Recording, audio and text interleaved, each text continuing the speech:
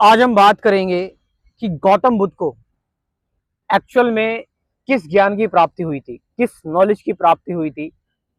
वो practical knowledge जिसको आप अपनी लाइफ में अप्लाई कर सकते हैं और एक ट्रांसफॉर्मेशन लेकर आ सकते हैं।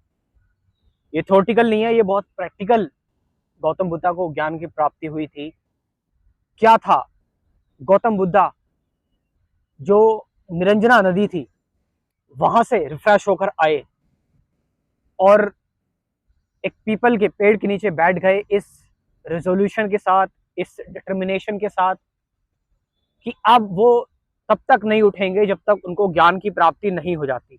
चाहे उनकी डेथ हो जाए, चाहे उनका ब्लड और फ्लैश जो है, उनका उनका खून सूख जाए, उनकी हड्डियां जो हैं वो गल जाए, कि उनकी जो स्किन है वो पूरी की पूरी जल जाए, लेकिन वो नहीं उठने वाले जब तक उनको वो सुप्रीम विजडम प्राप्त नहीं होगा, वो नॉलेज प्राप्त नहीं होगी जिसके लिए गौतम बुद्ध बैठे हैं।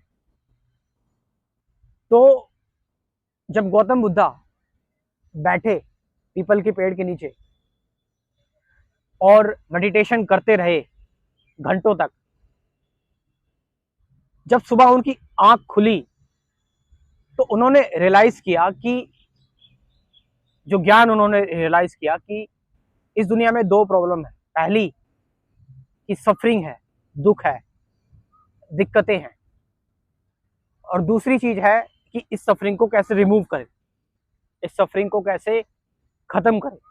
तो गौतम बुद्धा ने अपनी बॉडी और माइंड को बिल्कुल एटम के स्मॉलेस्ट पार्ट तक माइन्यूट करा और देखा कि एक्चुअल में जो सफरिंग है, जो दुख है, वो क्या है।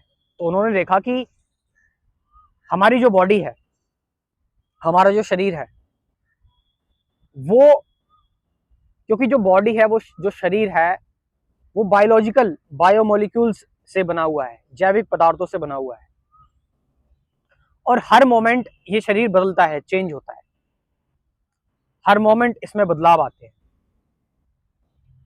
अब क्योंकि ये जो हमारी बॉडी है, फिजिकल बॉडी है, जो मसल से बनी हुई है, मांस से बनी हुई है, इसमें हर मोमेंट जो फिजिकल चेंजेस आते हैं, उन चेंजेस को लेकर जो हमारा माइंड है वो रिएक्ट करता है कि अगर प्लीजेंट चेंजेस होंगे, अच्छे चेंजेस होंगे तो माइंड को अच्छा लगेगा, और अगर बुरे चेंजेस होंगे तो माइंड को अच्छा नहीं लगेगा। लेकिन क्योंकि बॉडी हर मोमेंट बदल रही है, भले ही हमें कांस्टेंट दिखाई दे रही है, भले ही हमें लग रहा है कि कुछ नहीं बदल रहा, लेकिन ओवर द टाइम पीरियड एक बच्चा छोटा होता है, धीरे धीरे करके वो बड़ा हो जाता है, उसको नहीं लगता कि वो कितना बड़ा हो गया, लेकिन चेंजेस जो आ रहे हैं बड़े ग्रेजुअल हो रहे हैं, बड़े स्लोली हो रहे हैं। लेकिन हम उस चेंजेस को जो है, वो हमारा जो माइंड है, उस चेंजेस को जब देखता है, जो अच्छे होते हैं और बुरे होते हैं, तो उसकी वजह से एक क्रेविंग डेवलप हो जाती है। तो बॉडी के अंदर कोई भी चेंज आया, चाहे कोई भी चेंजेस आया हो बॉडी के अंदर, वो ऑफ कोर्स फिजिकल होगा, जैविक होगा, क्योंकि फियर से रिलेटेड अगर कोई चेंजेस आ गया या कोई सा भी चेंजेस आ गया, हमारे अंदर जो न्यूरोट्रांसमीटर्स होते हैं, डोपामिन हो गया, एंडोर्फिन हो गया, सेरोटोनिन हो गया, ये सब क्या है? ये न्यूरोकेमिकल्स हैं, टेम्परेरी हैं, कभी ऊपर कभी नीचे होते रहते हैं। तो माइंड इनको लेकर रिएक्ट कर देता है। जब माइंड इनको लेकर रिएक्ट करता है, जो कि टेम्परेरी है ये चेंजेस, तो माइंड की एक हैबिट बन जाती है।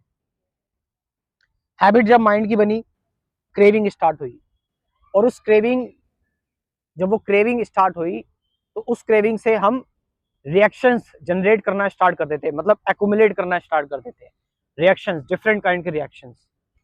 और वो रिएक्शंस हमें हमेशा याद रहते हैं, यानी पास्ट इंफॉर्मेशन, नॉलेज। और वो रिएक्शन जितने ज्यादा होंगे उतने ज्यादा हम दुखी होंगे, वो रिएक्शन जितने ज्यादा कम होंगे हम उतने ज्यादा जो है वो सुखी होंगे। तो ये रिएक्शंस जमा हो जाते हैं क्रेविंग कर करके, ये रिएक्शंस जो है वो दुख का कारण है। और इन रिएक्शंस की वजह से फिर हम रिएक्ट करते हैं, तो फिर क्या आती है? बिकमिंग, कि मुझे कुछ करना है, मुझे कुछ बनना है, कुछ कर्ता भाव आता है। और इस कर्ता भाव की वजह से फिर, क्योंकि मुझे कुछ करना है, मुझे कुछ बनना है, तो यहाँ पर फिर ईगो आ गया, और ईगो आ गया तो बर्थ आ गया, जन्म आ गया। और अगर जन्म आ गया तो क्या हुआ फिर? तो जन्म की वजह से माइंड और मैटर जो है, बॉडी माइंड मैटर, ये कंबाइन होते हैं। बॉडी माइंड मैटर जब कंबाइन होते हैं तो फिर क्या होता है? फिर हमारे जो 6 सेंसेस हैं वो बनते हैं, हमारी इंद्रिया बनती है।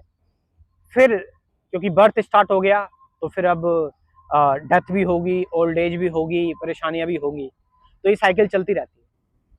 तो इस रिएक्शन को, जो हमने ये रिएक्शन जनरेट जो हो रखे हैं, क्योंकि बॉडी जो माइंड है वो बॉडी के रिएक्शंस पर काफी ज्यादा अटैच है, माइंड बॉडी के रिएक्शन से, क्योंकि बॉडी की आइडेंटिफिकेशन उसको बहुत ज्यादा है। जब हम ये जान लेते हैं कि हमारी बॉडी जो टेम्परेरी है और इस पर जो रिएक्शन जनरेट हो रहे हैं वो भी टेम्परेरी हैं, उससे हम जब अपने आप को आइडेंटिफाई नहीं करते, लेट गो करना जान जाते हैं, मूव ऑन करना जान जाते हैं, तो उसके बाद जो माइंड की जो ओल्ड हैबिट होती है रिएक्शन जनरेट करने की, ओल्ड रिएक्शंस होते हैं वो धीरे धीरे खत्म हो जाते हैं, नए रिएक्शन वैसे भी जनरेट नहीं होते, बाकी सब इवेपोरेट हो जाते हैं, तो माइंड एकदम खाली हो गया, फ्रेश यंग अलाइव हो गया। तो जब माइंड एकदम फ्रेश यंग अलाइव हो गया, माइंड के अंदर कोई क्रेविंग नहीं बची, तो कोई बर्थ, कोई होना नहीं बचा, तो बर्थ नहीं बचा तो फिर ओल्ड एज, डिजीज, ये सारी चीजें नहीं बची, तो आप मुक्त हो गए। तो गौतम बुद्ध ने इसको प्रैक्टिकली कैसे करा? इसको विपासना के थ्रू, कि आप सिर्फ सांसों पर ध्यान लगाइए जो कि आपके साथ परमानेंट रहेगी, जो हमेशा चलती रहेगी, लेकिन बॉडी का और जो मास है वो बदलता रहेगा, शरीर जो है वो बदलता रहेगा, चीजें बदलती रहेगी, आप माइंड को सिर्फ इस पर फोकस करें।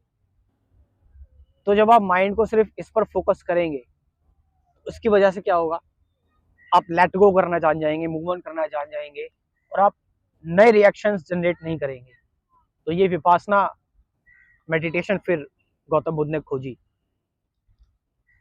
तो एक्चुअल में गौतम बुद्ध को ये ज्ञान की प्राप्ति हुई, अगर मैं आपको समरी देना चाहूँ तो, कि दुख क्या है, दुख कैसे जनरेट होता है। दुख बॉडी लेवल पर जनरेट होता है और माइंड उस पर रिएक्ट करता है। जब माइंड उस पर रिएक्ट करता है, क्रेविंग होती है, क्रेविंग की वजह से रिएक्शन जनरेट होते हैं, रिएक्शन हमें पास्ट इन्फॉर्मेशन, दुख पहुंचाते हैं।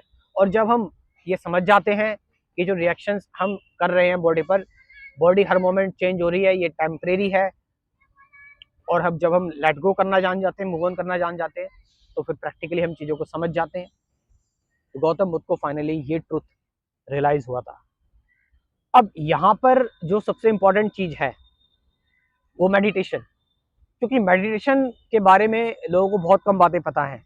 एक्चुअल मेडिटेशन क्या है कई तरह के मेडिटेशन, जैसे अभी मैं बता रहा हूँ, विपासना मेडिटेशन है, चॉइसलेस अवेयरनेस मेडिटेशन है। मेडिटेशन में अगर हम बात करें तो मंत्रा मेडिटेशन, चैंटिंग करते हैं लोग, बहुत तरह के मेडिटेशन है।